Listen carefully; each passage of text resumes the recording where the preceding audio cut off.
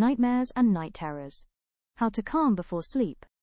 Have you ever woken up from a dream that felt so real your body believed it was happening? Your heart may be racing, your chest might feel tight. You may wake up sweating or feeling emotionally overwhelmed. Sometimes the dream fades quickly, but other times, the emotion stays with you for hours, or even the entire day.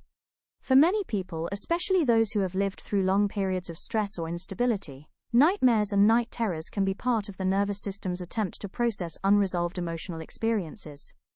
Tonight, we're going to talk about why nightmares and night terrors happen, what your brain is actually trying to do while you sleep, and most importantly, how you can begin calming your nervous system so sleep becomes more peaceful again.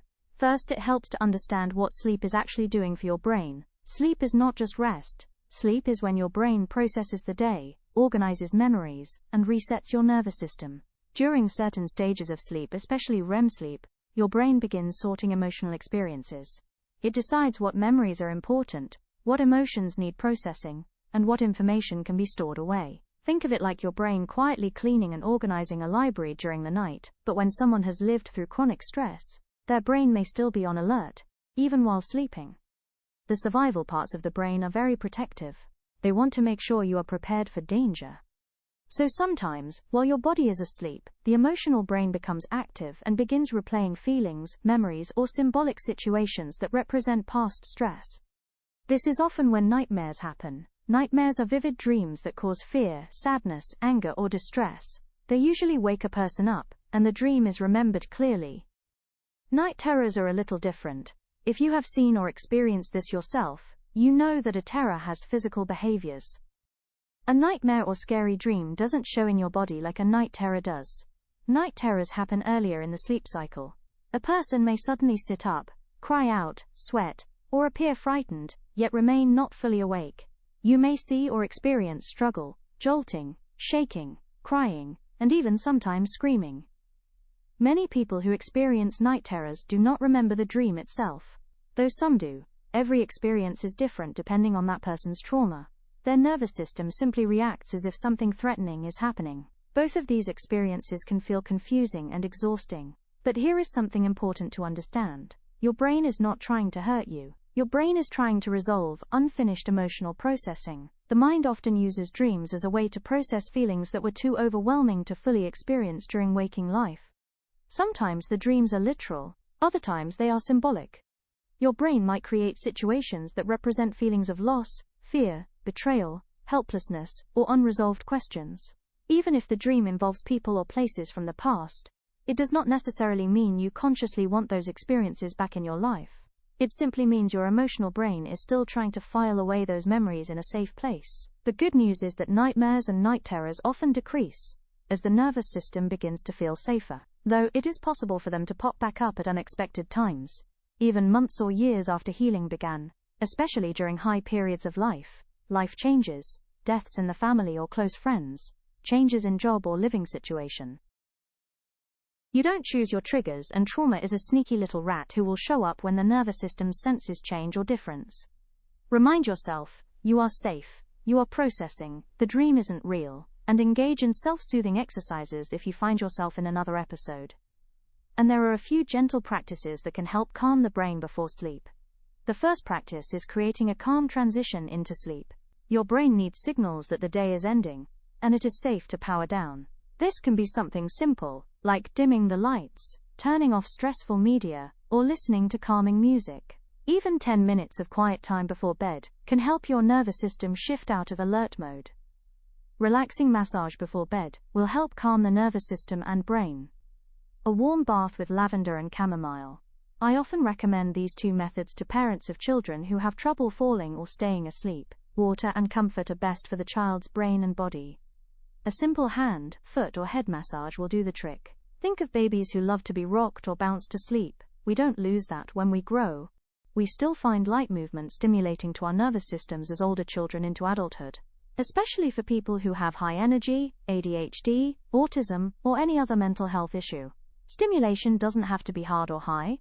Soft stimulation does the same for a calming situation. On the other hand, humans should be using their energy during the day, and even just 30 minutes before bed, allowing jumping, rolling, and climbing. High-input sensory can be beneficial to an active nervous system. High energy right into calm energy sometimes works best for sensory-seeking brains. Another helpful practice is writing down your thoughts before sleep. If your mind is full of worries, unfinished emotions, or stress, your brain may try to process those things during the night. Writing them down tells your brain, "I see this. We will handle it tomorrow." If you know the power of positivity, or watched our last video, creating a positivity board to read before bed can be a tool for thoughts before falling asleep. This often reduces nighttime mental activity. Breathing exercises can also calm the nervous system before bed. Slow breathing sends signals to the brain that the body is safe. Even 5 slow breaths in through the nose and out through the mouth can reduce nervous system activation. Some people also find it helpful to create a sense of safety in their sleep environment. Soft lighting, watching candle flame, comfortable blankets, calming scents, or peaceful sounds can tell the brain that this space is safe for rest. If you do wake from a nightmare, try not to judge the experience. Your brain was simply doing its job. Instead of fighting the feeling, gently ground yourself. Notice your breathing. Feel the bed beneath you. Look around the room, and remind your mind that you are safe in the present moment. Over time, as the nervous system learns that safety is consistent, the intensity of dreams often begins to fade. Your brain slowly learns that it no longer needs to stay on high alert. Healing does not happen all at once. Sometimes it happens quietly, while you sleep. If nightmares or night terrors are something you experience, know that you are not alone. Your mind is not broken. Your brain has simply been working very hard to protect you, and with time, patience, and care for your nervous system, peaceful sleep can return. Your brain wants peace just as much as you do, and healing is always possible. Hello. I wanted to add myself at the end of this video because this topic is really important to me. I want to share a little bit of what I have experienced and why I continue to have nightmares. Used to have night terrors really bad, but those have stopped. I'm Courtney. I am the owner of this channel. I make all the videos myself. I don't outsource, and I'm here to help. So a little bit about me. I'm 34 and I started therapy when I was 30 years old. Prior to that, I lived in survival mode and didn't know it because of the things that I went through when I was growing up. And I have a great relationship with my parents now. I was not very close with my dad, and into my 20s, I had a distant relationship with my mom because I acted a lot like her and we butted heads all the time. So when I was a child, up until I was about 14 years old, I was SA'd by multiple family members, and through my older adolescence into teenage years, we had an abusive parent in the house that is no longer part of our life.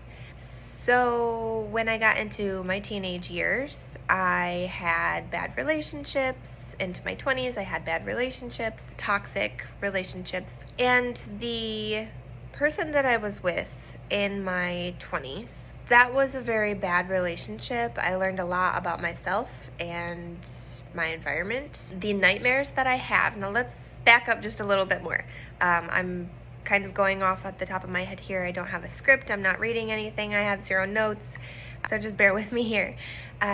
So everything that I went through prior to meeting my toxic ex now, when I was 19 years old, isn't what I have a problem with. Because honestly, until I started going to therapy, all of the childhood stuff I had pushed so far behind in the back of my head that I didn't remember a lot of it until it was brought up in my EMDR therapy. So I have not had even a friendship with my ex for many, many years. The last time that I think I even seen him was as a friendship would be, was in 2020. 2021 started a bunch of court cases. I had to go to court a bunch of times because of things that I was dealing with him. And so it's been, this year is going to make 6 years since I've actually had any kind of contact with that person outside of court stuff. And I am getting married next month to a wonderful man who I met when I was 29. We've been together for 5 years. But because our we're gonna elope. So this is a big life change that's happening for me. My identity with my whole self, my real name, my full name, my first name, my last name, it's changing. I'm taking his last name, and that's something that I had to come to terms with, because growing up in survival mode, I really attached to my identity of my last name. So with that being said, I have recently started having nightmares again. And like I said, they're not night terrors. I'm not thrashing. I'm not crying. I'm not screaming anymore. I'm not struggling in my sleep. But I am back to having nightmares because of this big change that's happening. And as comfortable as I am with the situation of getting married, my nervous system is afraid of that commitment. I'm not. I'm happy for it. I'm looking forward to this new adventure, to have a husband who truly cares about me and offers me everything. He listens, he buys me flowers. But, I mean, more importantly, he supports me. And my brain is processing all of this stuff at nighttime. So what my nightmares are all of my ex. And I'm going back into a time where I was so emotionally dysregulated that when he would leave the house in the middle of the night, I felt so unwanted. I felt so confused. I didn't know why I was so attracted to a person that could treat me so badly. And my brain constantly wanted affection and attention from him, and I begged him for it for about 8 years. And again, I don't even think about this person anymore.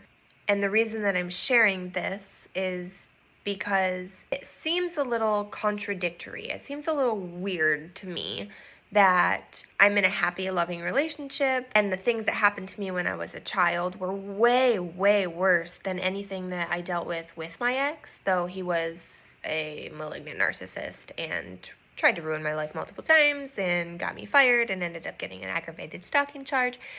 But anyways, just the emotional part of being with him is what my brain is still processing after even, 6 years of not even seeing him or talking to him or communicating with him. I have moved on.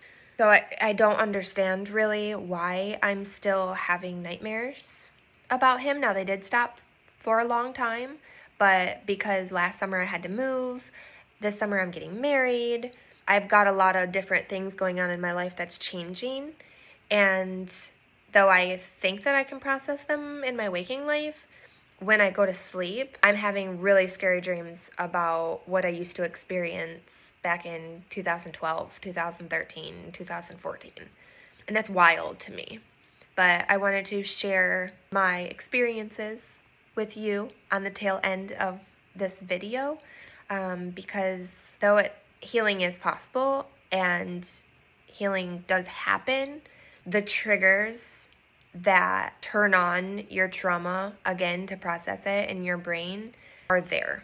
And me, I think getting married is a big trigger for being fearful that I'm going to go through the same thing that I have in the past, which I know in my heart and my soul that I'm not.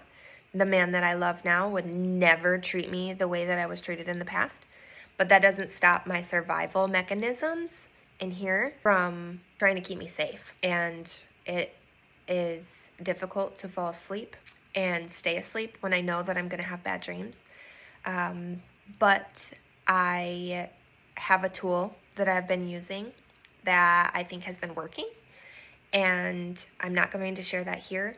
That's a different topic for a different time. But because I'm aware of what's happening, I am taking the proper steps to not remember my dreams.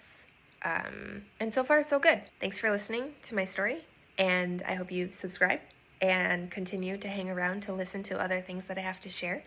And I'm here for you to learn. I make these so I can learn for myself and help you learn also. So thanks for watching, and I hope you have a wonderful day.